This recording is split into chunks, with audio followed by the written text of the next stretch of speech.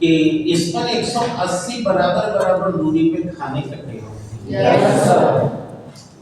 निचली वाले पर 32 निशान अंकित रहता है और टॉप वाले पर 2।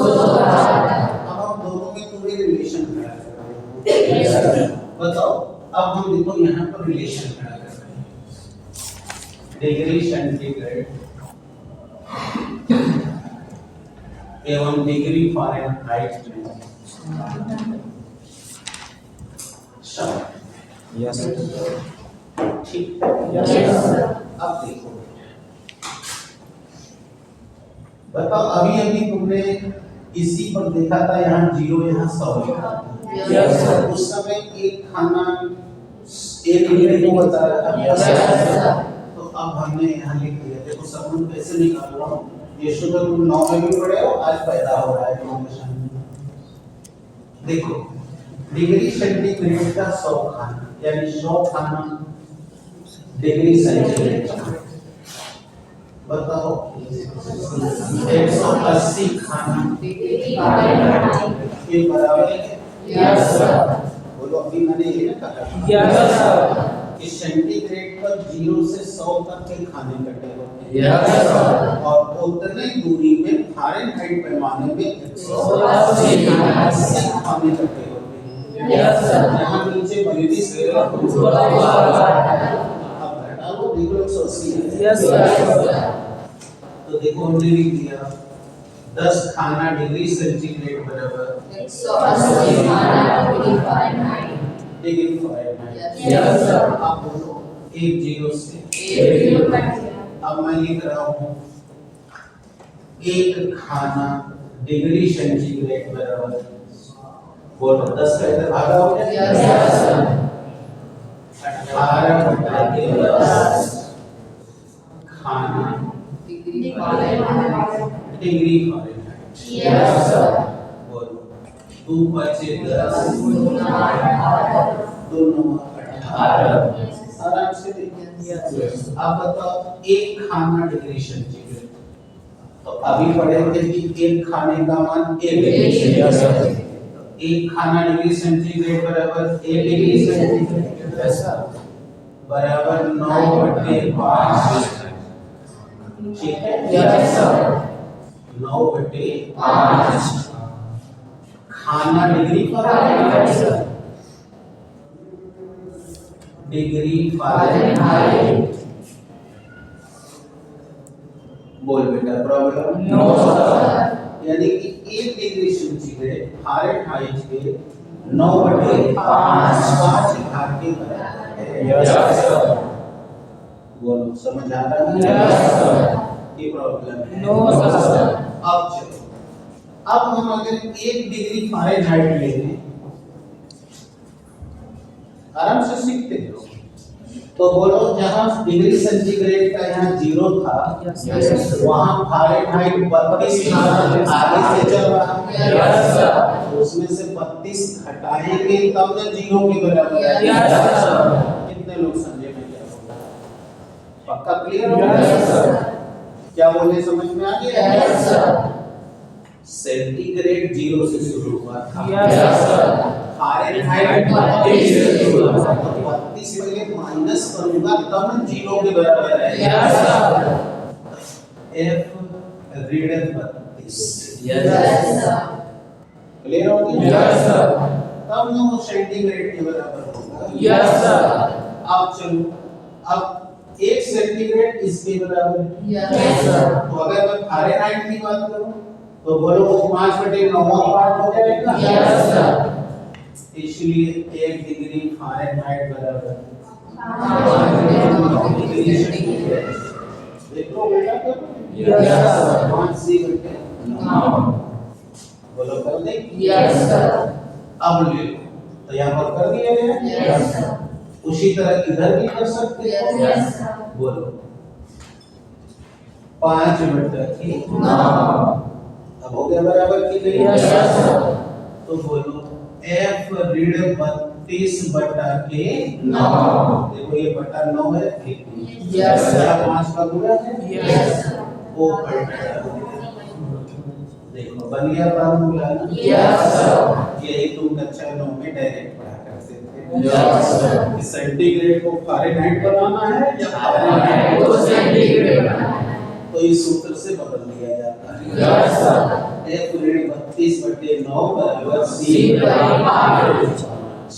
यस यानी कि फ़ारेनहाइट दिया है, सेंटीग्रेड बनाना है तो फ़ारेनहाइट का वैल्यू रखो, सेंटीग्रेड आ जाएगा। Yes sir. सेंटीग्रेड दिया है फ़ारेनहाइट तो सेंटीग्रेड को रख करो फ़ारेनहाइट जैसे ये रहा सवाल। यस पहले फार्मूला क्लियर हो गया? Yes sir. अब जैसे ये देखो 98.4 डिग्री फ़ारेनहाइट को सेंटीग्रेड में बदलो। ठीक है? Yes sir. बोलो F का मान दिया है, C का मान यस सर।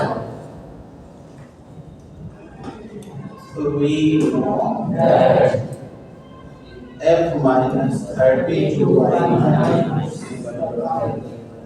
बोलो 98.4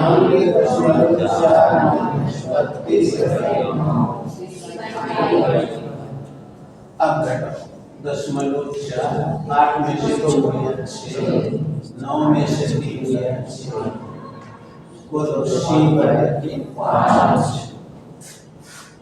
9 7 30 3 बच गया यस सर। 34 9 3 27 7 34 फिर 7 का मतलब 70 यस 9 7 30 बोलो C बराबर 5 7 35 5 दिया है 18 5 7 35 36 यानी कि लगभग 37 डिग्री हो गया कि नहीं? देखो 10.8 है 5 से ज्यादा है, निकटतम लेंगे तो ये अंक बढ़ जाएगा। Yes sir. देखो आ गया? Yes sir. लिखा था कि नहीं? Yes sir. तो 98.4 डिग्री फ़ारेनहाइट को देखो सेंटीग्रेड में बदल दिया। Yes sir. मिल गया क्या? Yes sir. इसी तरह हमें सेंटीग्रेड दिया है, फ़ारेनहाइट बनाना होगा तो बोलो जहाँ सेंटीग्रेड होगा वहाँ वैल्यू रख देंगे। कितने लोग को क्लियर हो गया? सूत्र बनाने भी आ गया।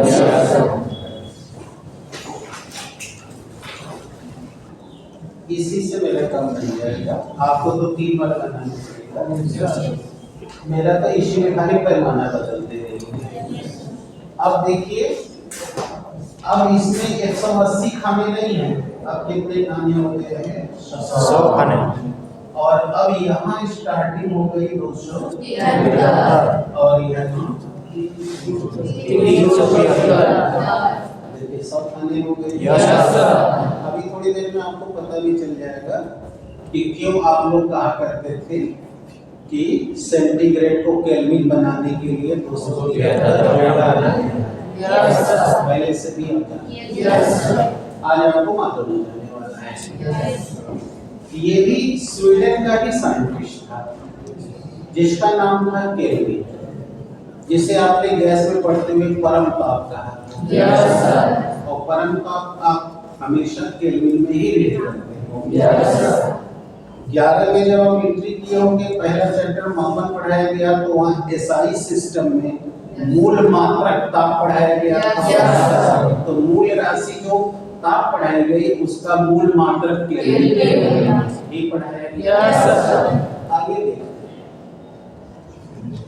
तो केल्विन नाम का जो वैज्ञानिक था उसने जिस थर्मामीटर को बनाया उस थर्मामीटर में भी एक कांच की बेलनाकार नली होती है और उस नली के निचले सिरे पर पारे का बल्ब लगा रहता है और उस बल्ब से एक गैस नली जुड़ी रहती है जिस गैस नली के बगल में बराबर बराबर दूरी पे 100 खाने कटे होते हैं जिसमें एक खाने का मान 1 केल्विन और इसके निचले बिंदु पर 273 और ऊंचे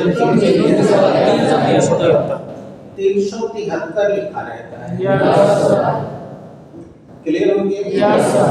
चलिए अब हमें जिस भी वस्तु का टेम्परेचर रीड करना है उस वस्तु के टच में हम इस पारे के बल्ब को ले जाएंगे। Yes, sir. अभी आपने पढ़ा था कि पारा धातु है, ऊर्जा है, Yes. अतः ये ऊष्मा निश्चित करेगा। Yes, sir. आयतन प्रसार होगा। Yes, sir. और आयतन प्रसार से पारा नली में ऊपर जहाँ चढ़ के रुक जाएगा, उसको पढ़ लेंगे और हमें उस वस्तु का ताप पता चल जाएगा। ऐसा कहा। Yes, sir. अब तो कोई दिक्कत नहीं है। No.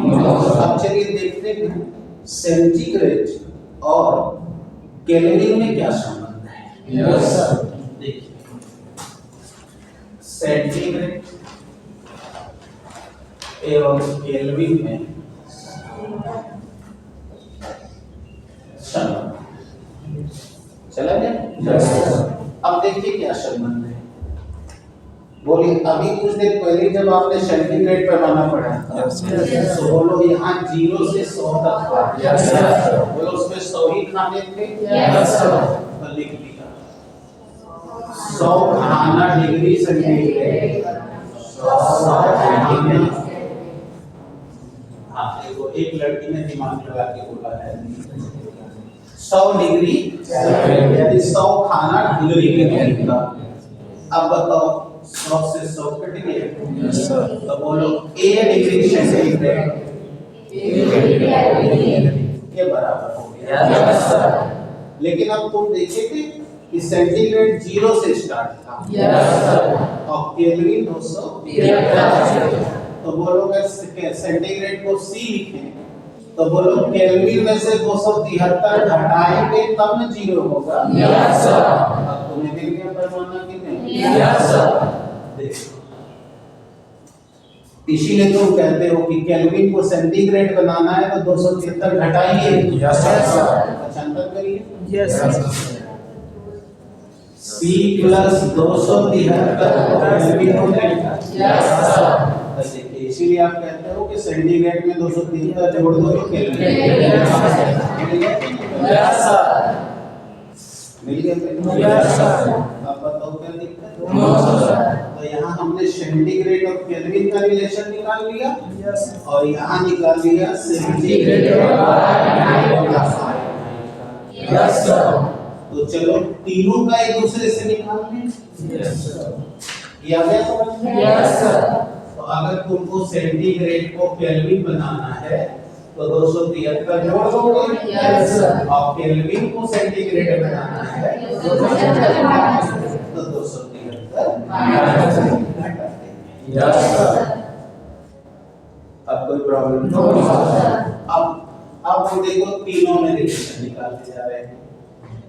Degree centigrade, degree Fahrenheit, तीनों में संबंध। संबंध। देखो कैसे निकल रहा है। देखो अभी अभी वाला पैमाना ये है कि C बराबर K माइनस 273। अभी भी है। Yes, sir. अगर ये डाटा बराबर है तो बोलो अगर 5 से दोनों तरफ भाग देंगे तो कोई प्रभाव पड़ेगा? No, sir. तो लिखते हैं 5 से दोनों पक्षों में भाग देने पर दोनों बच्चा जब भाग दे देंगे तो C/5 273/5 बोलो फिर 5 से 5 काट दोगे फिर वही आ जाएगा। Yes, sir. और इधर देखो C/5 बराबर कितना? Yes, sir. अब हम यहाँ लिख दे रहे हैं हम जानते हैं कि C/5 बराबर इक्वेशन देखो जो ये है वही ये है। Yes, sir. तो अगर लेफ्ट हैंड बराबर है Right. तो फर्स्ट बराबर Second. तो बोलो क्या अब हम लिख सकते हैं K माइनस 273/5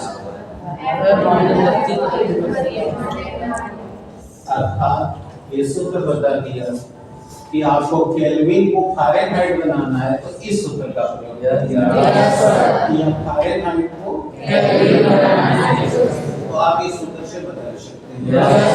अब अगर इन तीनों सूत्रों को एक लाइन में लिख दूं तो बताओ क्या लिख सकता हूं? C/5 बराबर F ऋण 32/9 बराबर C K माइनस 200 के बराबर। देखिए बन गया कि नहीं? प्रॉब्लम नहीं? देखिए ये बराबर देखिए सामने है। देखिए F ऋण 32/9 बराबर है ना? इधर बराबर है ना? F ऋण 32/9 बराबर C/5। तीनों रिलेशन कोई कट नहीं। आगे पूरा समझ।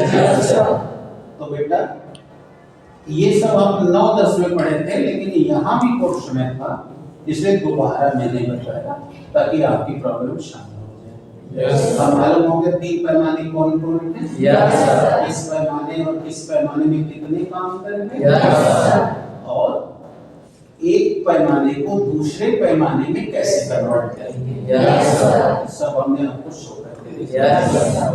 अब क्या दिक्कत है? क्लियर हो गया? जब भी प्रॉब्लम है तो अब आपको हमने यहाँ पर ताप किसे कहते हैं पढ़ा दिया, मापी यंत्र क्या है ये पढ़ा दिया, और उनसे जो टेम्परेचर रीड होता है कैसे काउंट किया जाता है। अब तो देखिए प्रॉब्लम है। अब हम लोग ऊष्मा का प्रसार देखेंगे कि उसमें प्रसार कैसे होता है। ठीक बात है? तो अगली हेडिंग डाल दीजिए ऊष्मीय प्रसार।